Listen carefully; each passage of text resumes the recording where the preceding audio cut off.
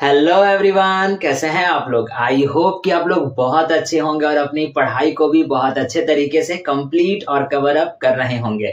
जैसा कि आप लोगों को पता है कि अभी हम लोग हमारे क्लास 11th के बिजनेस स्टडीज सब्जेक्ट को पढ़ रहे हैं और बिजनेस स्टडीज सब्जेक्ट में अभी हम लोग हमारे बिजनेस सर्विसेज वाले चैप्टर को पढ़ रहे हैं और बिजनेस सर्विसेज वाले चैप्टर में अभी हम लोग हमारे सेकंड वाले बिजनेस सर्विस को पढ़ रहे हैं जो हमारा कहता है इंश्योरेंस। और आज का हमारा ये वाला पर्टिकुलर वीडियो हमारे इसी इंश्योरेंस सर्विसेज का पार्ट नंबर 4 होने वाला है। तो आइए बिना वक्त गवाए बिना देरी किए आज के इस क्लास को आज के इस वीडियो को शुरू करते हैं और हम लोग पढ़ते हैं हमारे आज वाले टॉपिक को।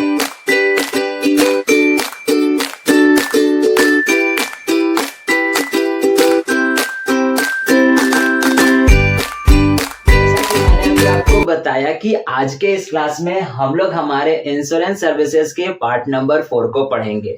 सो बेसिकली इस वाले वीडियो में हम लोग कौन से टॉपिक को पढ़ेंगे, तो इस वाले वीडियो में हम लोग पढ़ेंगे हमारे प्रिंसिपल्स ऑफ इंश्योरेंस को। और ये पर्टिकुलर टॉपिक और ये पर्टिकुलर वीडियो इसी टॉपिक का पार्ट नंबर 2 है, यानी ऑलरेडी मैंने इस पर्टिकुलर टॉपिक से रिलेटेड एक पार्ट अपलोड कर दिया है और वो पार्ट आपको इस चैनल के प्लेलिस्ट में मिल जाएगा, जिस वीडियो में मैंने इस प्रिंसिपल्स ऑफ इंश्योरेंस के 4 अलग अलग प्रिंसिपल्स को बताया है और समझाया है। अगर आपने उस वाले वीडियो को नहीं देखा है और उन चारों प्रिंसिपल्स को नहीं समझा है, नहीं पढ़ा है, तो आप पहले इस वाले वीडियो को कंटिन्यू कर लीजिए, पूरा पूरा पढ़ लीजिए। उसके बाद तब जब ये वीडियो खत्म हो जाएगा तो उसके बाद आप उस वाले वीडियो को कंटिन्यू कर लीजिएगा और उस वाले वीडियो का लिंक आपको नीचे डिस्क्रिप्शन बॉक्स में मिल जाएगा और ऊपर आई कार्ड में भी उस वीडियो का लिंक आ रहा होगा। ठीक है, तो अब चलिए हम लोग पढ़ लेते हैं हमारे बचे हुए प्रिंसिपल्स ऑफ इंश्योरेंस को, जो हमारा कहता है 5, 6 और 7, यानी ऑलरेडी 4 प्रिंसिपल्स को मैंने पार्ट नंबर 1 में पढ़ाया है। तो आइए हम लोग पढ़ते हैं हमारे 5वें वाले इंश्योरेंस यानी प्रिंसिपल्स ऑफ इंश्योरेंस को, जो हमारा कहता है प्रिंसिपल्स ऑफ सब्रोगेशन। अब ये वाला प्रिंसिपल हमारा क्या कहता है, आइए समझते हैं। कहता है क्या कि मैंने किसी एक पर्टिकुलर वस्तु का इंश्योरेंस करवाया है। अब इंश्योरेंस करवाया, चलिए एग्जांपल से हम समझते हैं, ज्यादा आसानी रहेगा। मैंने अपने बाइक का इंश्योरेंस करवाया। अब इंश्योरेंस करवाया तो हम तो निश्चिंत हैं कि चलो अगर बाइक को कुछ भी हो जाएगा तो इंश्योरेंस कंपनी उसको कंपनसेट करेगी, उसको फिर से बना करके देगी। गलती से या किसी कारणवश एक्सीडेंट हो गया मेरे बाइक का, जिसमें उसका आगे का पूरा पूरा नक्शा जो है वो बदल गया। अब उसके बाद हम तो निश्चिंत थे क्योंकि मेरे गाड़ी का इंश्योरेंस था, तो हम जो है इंश्योरेंस कंपनी के पास जाएंगे, सर्विस सेंटर के पास जाएंगे और उस इंश्योरेंस कंपनी को कहेंगे कि देखिए भैया मेरा गाड़ी का एक्सीडेंट हो गया है, अब आप जो है इस गाड़ी को बना कर दीजिए। तो जब बना कर दीजिए तो वो इंश्योरेंस कंपनी जो है वो पूरा पूरा पहले वेरिफिकेशन करेगी कि क्या भाई वाकई में इसका एक्सीडेंट हुआ है नहीं हुआ है, सारे के सारे वो अपने प्रोसेस को अपनाएगी। प्रोसेस को अपनाने के बाद वो मेरे बाइक को ठीक करके देगी। लेकिन ठीक करने के बाद क्या हम अपने पुराने वाले पार्ट्स को अपने साथ लेकर कर आ सकते हैं? तो ऐसा पॉसिबल है? ऐसा पॉसिबल नहीं होगा। और यही हमारा 5वां वाला सिद्धांत कहता है कि जब कभी भी अगर कोई भी इंश्योरेंस कंपनी किसी भी एक इंश्योर्ड का, यानी किसी भी एक वस्तु का जिसका इंश्योरेंस हो रखा है और उसको अगर कंपनसेट करती है या फिर किसी एक पर्टिकुलर वस्तु के डैमेज वस्तु को, यानी डैमेज वाले पार्ट को रिपेयर करके देती है, तो जो डैमेज वाला पार्ट हमारा निकलेगा वो वाला पार्ट ऑटोमेटिकली उस इंश्योरेंस कंपनी का हो जाएगा। अब वो डैमेज पार्ट के साथ क्या करेगी नहीं करेगी वो इंश्योरेंस कंपनी समझेगी। ठीक है, तो यही हमारा 5वां वाला प्रिंसिपल हमारा कहता है, जो हमारा कहता है principle of subrogation. I hope so कि आपको 5वां वाला प्रिंसिपल भी समझ में आ गया होगा। बाकी का रहा बात मीनिंग का, तो आइए मीनिंग को भी देख लेते हैं। कहता है as per this principle when any insurance company compensate the insured for the loss of any his property, यानी मैंने आपको बताया अभी कि जब कभी भी कोई भी इंश्योरेंस कंपनी अगर कंपनसेट करेगी किसी भी इंश्योर्ड का जिसका इंश्योरेंस हुआ रखा है और उसके लॉस पे, यानी कि उसके लॉस को अगर जब वो कंपनसेट करेगी तो उस पर्टिकुलर प्रॉपर्टी पर ऑटोमेटिकली जो अधिकार जो बन जाएगा वो हमारे इंश्योरेंस कंपनी का हो जाएगा। जैसे अभी मैंने एग्जांपल के माध्यम से आपको बताया, जैसे बाइक का चक्का अगर डैमेज हुआ होगा या हेडलाइट डैमेज हुआ होगा या मडगार्ड डैमेज हुआ होगा या पूरा पूरा हैंडल डैमेज होगा या कुछ भी होगा, तो जो जो पार्ट उस इंश्योरेंस कंपनी के द्वारा ठीक कर दिया गया होगा उस पर्टिकुलर पार्ट को जब चेंज किया गया होगा तो पुराना वाला पार्ट का मालिकाना हक जो होगा वो किसका हो जाएगा? इंश्योरेंस कंपनी का हो जाएगा। ठीक, अब आई होप सो कि आपको पांचवा वाला प्रिंसिपल अच्छे तरीके से समझ में आ गया होगा। अब हम लोग बढ़ते हैं हमारे छठे वाले प्रिंसिपल की ओर, जो हमारा कहता है principle of mitigation of loss. अब हम इसको भी एक एग्जाम्पल से समझ लेते हैं, क्योंकि एग्जाम्पल से समझना ज्यादा आसान होता है। बाकी का ये तो बातें मीनिंग्स है जो आपके बुक में भी आपको मिल जाएगी। चलिए एक और एग्जाम्पल हम ले लेते हैं। एग्जाम्पल अब क्या लेते हैं कि मान लेते हैं, चलिए फिर से मेरा बाइक, अब हम अपने बाइक से एकदम चश्मा वश्मा लगा कर निकले घूमने के लिए और एकदम टोरे में कहीं पर भी पार्क कर दिए, पार्क भी किए, पूरा घूम फिर भी लिए, और उसके बाद घूम फिर करके जैसे ही अपने बाइक के पास आ रहे थे चाबी को हिलाते हुए, वैसे ही देखे क्या कि कोई दूसरा व्यक्ति है, अननोन पर्सन है, जो मेरे बाइक को चोरी करने के फिराक में या उसके साथ कुछ तिरकम कर रहा है। तो मेरा क्या फर्ज बनेगा? उसको रोकना या फिर इस तरीके से देखना, हाँ पहले तू कर ले उसके बाद फिर मैं जाऊंगा? क्या हमारा क्या फर्ज बनेगा? हमारा ये फर्ज बनेगा कि हम उस अननोन पर्सन के पास जाएं और अपने बाइक को चोरी होने से रोके। और हमारा छठा वाला प्रिंसिपल भी यही कहता है कि अगर किसी भी वस्तु का इंश्योरेंस हो रखा है तो इंश्योरेंस करवाने के बाद हमको निश्चिंत नहीं होना है। अगर हमको दिख रहा है कि वो पर्टिकुलर वस्तु का इंश्योरेंस हुआ है और उसके बाद वो लॉस में जा रहा है या उसके साथ कुछ ऐसा होगा भविष्य में जिसके साथ वो लॉस हो सकता है, तो हमको उसको पहले से रोकना होगा। उस लॉस को होने से हमको बचाना होगा, हमको रोकना होगा। और यही हमारा छठा वाला प्रिंसिपल कहता है, जो हमारा कहता है principle of mitigation of loss. आइए समझते हैं इसका मीनिंग भी क्या लिखता है। कहता है the principle suggest that insured should try. तो मैंने अभी आपको बता दिया कि ये प्रिंसिपल हमको ये बताता है कि हमको ट्राई करना चाहिए कि जो भी लॉस हमारे प्रॉपर्टी के साथ हो रहा है वो लॉस कम से कम हो या तो हो ही ना, यानी हमको अपना पूरा पूरा कोशिश करना है। चलिए ये तो एग्जाम्पल था बाइक का। अब मान लेते हैं दुकान का एग्जाम्पल लेते हैं।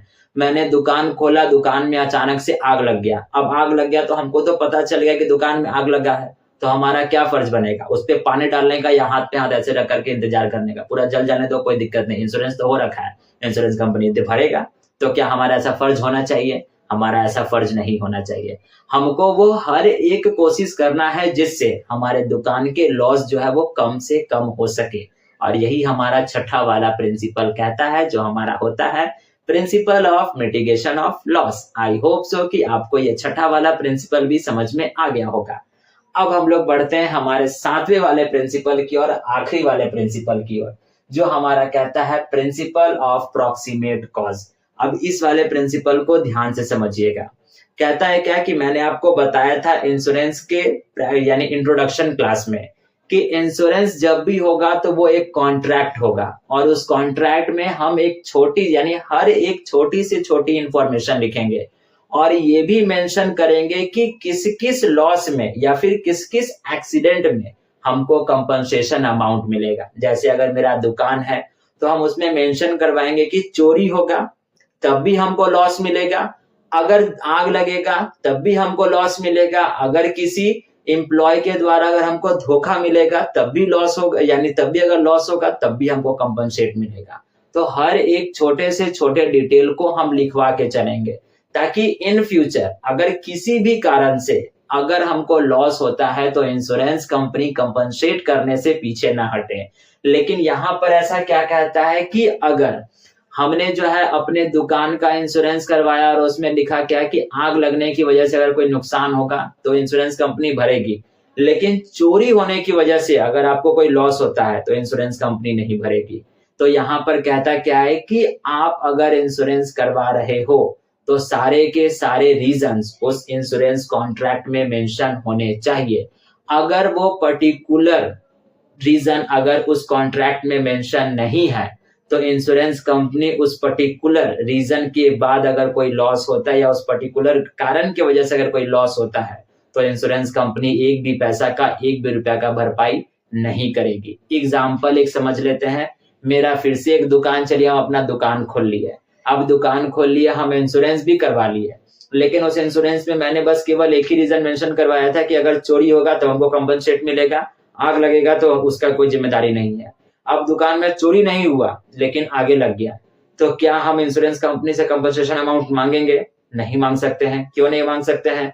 क्योंकि इंश्योरेंस के कॉन्ट्रैक्ट में लिखा हुआ था क्या कि अगर चोरी होगा तभी कंपनसेशन अमाउंट मिलेगा। अगर चोरी के अलावा अगर किसी और कारणवश से अगर लॉस होता है तो उसका कंपनसेशन अमाउंट या उससे रिलेटेड कंपनसेशन अमाउंट हमको नहीं मिलेगा। तो यही हमारा सातवां वाला प्रिंसिपल कहता है कि जब कभी भी अगर इंश्योरेंस करवा रहे हैं तो हर एक उस कारण को या हर वो कारण हमारे इंश्योरेंस के कॉन्ट्रैक्ट में मेंशन होने चाहिए, ताकि फ्यूचर में हमको कंपनसेशन अमाउंट लेने में किसी प्रकार का कोई दिक्कत, परेशानी, तकलीफ न हो। आइए समझते हैं इसका मीनिंग क्या कहता है। लिखता है क्या? The insurance company will compensate for the loss incurred by the insured due two reasons mentioned in the insurance policy. मैंने अभी आपको बता दिया कि इंश्योरेंस कंपनी उसी चीज को, उसी रीजन को और उसी लॉस को कंपनसेट करेगी जो रीजन उस इंश्योरेंस के पॉलिसी में मेंशन किया हुआ होगा। अगर वो रीजन इंश्योरेंस के पॉलिसी में मेंशन नहीं किया हुआ है और उसके बाद भी अगर लॉस होता है तो उस रीजन के बिहाफ पर इंश्योरेंस कंपनी किसी प्रकार का कोई कंपनसेशन अमाउंट पे नहीं करेगी। देखिए आगे क्या लिखता है। बट अगर if losses are incurred due to the reasons not mentioned in insurance, यानी कि अगर लॉस होता है और वो रीजन जो है वो उस इंश्योरेंस पॉलिसी में मेंशन नहीं है, then the principle of proximate is followed. तो उसके बाद जो होगा वो ये वाला प्रिंसिपल फॉलो होगा और इसके तहत जो है वो इंश्योरेंस कंपनी उसको एक भी रुपया का जो है वो कंपनसेशन अमाउंट नहीं देगी। तो यही होता है हमारा सातवां वाला प्रिंसिपल, जो हमारा कहता है प्रिंसिपल ऑफ प्रॉक्सिमेट कॉज।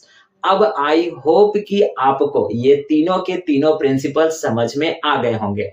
अगर आपने पार्ट नंबर 1 देखा है तो वेल एंड गुड। अगर आपने पार्ट नंबर 1 नहीं देखा है तो अब इस वीडियो के खत्म करने के बाद आप पार्ट नंबर 1 को पढ़ लीजिएगा। कोई हार्ड एंड फास्ट ऐसा रूल नहीं है कि पहले आपको 1 2 3 4 ही पढ़ना है तभी आपको 5 6 7 पढ़ना है, ऐसा कुछ नहीं है। आप 5 6 7 पढ़ लिए तो आप 1 2 3 4 को भी पढ़ सकते हो, क्योंकि पढ़ना है हमको समझना है, ना कि हमारे पास वो पत्थर की लकीर है कि पहले 1 ही पढ़ेंगे तभी हम 7 तक आएंगे। नहीं, तो ऐसा नहीं होगा।